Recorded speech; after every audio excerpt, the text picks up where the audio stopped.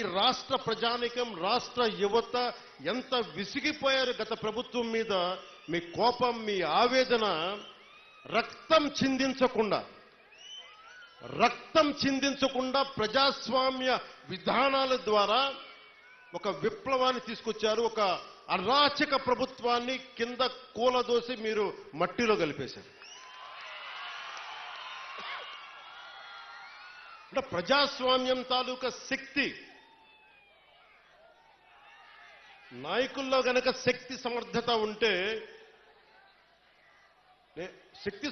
ఉంటే అలాంటి 151 స్థానాలున్న ఒక ప్రభుత్వాన్ని, ఒక అరాచక ప్రభుత్వాన్ని 11 స్థానాలకి కుదించారంటే ప్రజాస్వామ్యం తాలూకు అత్యంత గొప్ప లక్షణం అది.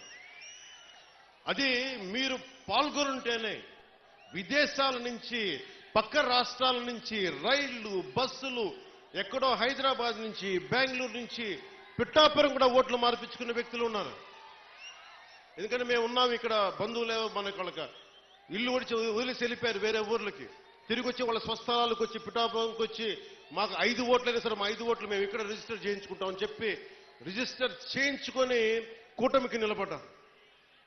అసలు ఈ అఖండ మెజారిటీలు మన స్పీకర్ మన అయ్యన పాత్రుడు గారు మాట్లాడుతూ, ఎన్టీ రామారావు గారు పార్టీ పెట్టిన సమయంలో కూడా గెలిచాం కానీ ఇంత మెజారిటీలు మేము ఎప్పుడూ చూడలేదు. ఆ ఘనత మీకే దక్కింది.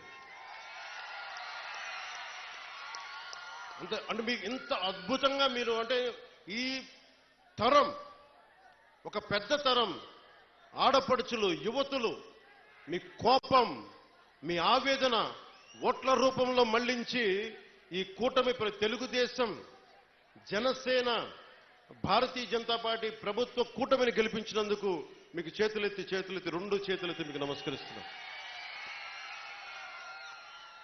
ఈ ఉపోద్ఘాతం అంతా ఎందుకు చెప్పాను? ఇందాక రోడ్ల గురించి అడుగుతూ ఉన్నారు మీరు. అంటే ఒక 9 నెలల సమస్యనే పరిష్కరించగలిగిన వాళ్ళం ఒక ఆడబిడ్డ పోతే, రోజువారీ మనం నడిచే రోడ్లని మేము వేయమా, చెయ్యమా? గత ప్రభుత్వ నాయకులు ఏం చెప్పారు? వీళ్ళు రాగానే పెన్షన్లు కూడా ఇవ్వలేరు. మరి ఏం చేశాం? మొదటి తారీఖుకి మొత్తం ఇచ్చేసాం. 90% ఇచ్చాం మనం. మొదటి తారీఖుకి 5,000 కాదు 6,000 ఇస్తే చాలన్నా మేము దివ్యాంగులు అంటే 6,000 కాదు 15,000 ఇచ్చాం. మీరు ఊహించండి ఎంత. అంటే ఇది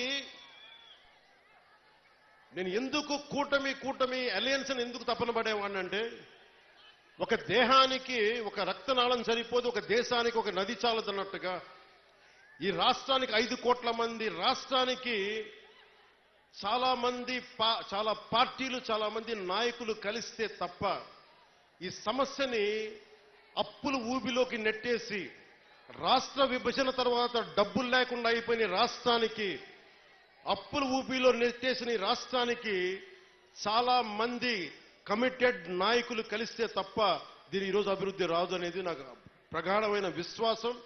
ఆ విశ్వాసం, ఆ నమ్మకం చాలా పదే చెప్తాం. మనకి వర్మ గారు కూడా ఉన్నారు. తెలుగుదేశం అధినాయకులు శ్రీ గౌరవ ముఖ్యమంత్రి శ్రీ నారా చంద్రబాబు నాయుడు గారు, ఆయన అపారమైన అనుభవం ఎందుకు కావాలని అడిగానంటే, మొదటి తారీఖు పెన్షన్లు రావాలి అంటే రాష్ట్ర ఆర్థిక లావాదేవీల్ని ఆయన అర్థం చేసుకున్నంత నేను కూడా అర్థం చేసుకోలేను. ఆయన సమర్థత కావాలి, ఆయన అనుభవం కావాలి. ఆయన్ని మేమందరం కలిపి వచ్చినందుకే ఆయన అనుభవమే ఈ రోజున మొదటి తారీఖు నేను గెలిపించగలిగాను, అందరినీ ముందుకు తీసుకురాగలిగా. అడ్మినిస్ట్రేటివ్ ఎక్స్పీరియన్స్ గౌరవ ముఖ్యమంత్రి శ్రీ నారా చంద్రబాబు నాయుడు గారికి ఉండటం, ఆయన దక్షత. మొదటి రోజు అందరికీ ఒక్క విలేజ్ వాలంటీర్ సహాయం లేకుండా, ఇది ఒక్క విలేజ్ వాలంటీర్స్ లేకపోతే మేము పథకాలు రావని చెప్పారు.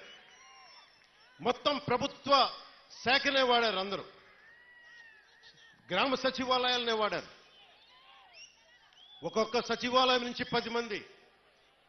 మొత్తం తూర్పుగోదావరి జిల్లా, కాకినాడ జిల్లా నుంచి దాదాపు ఉన్న అన్ని సచివాలయం కొన్ని వేలాది మందిని కదిలించి ఒక్క పొద్దున 6 గంటలకి మొదలు పెడితే సాయంత్రం అయిపోయింది, మిగిలిన నెక్స్ట్ డే ఇచ్చేశారు. ఇలాంటి అనుభవం కావాలి. నా దగ్గరే ఉంది, చంద్రబాబు గారి దగ్గర అపారమైన అనుభవం ఉంది. నేను మనుషుల్ని కదపగలను, కలపగలను.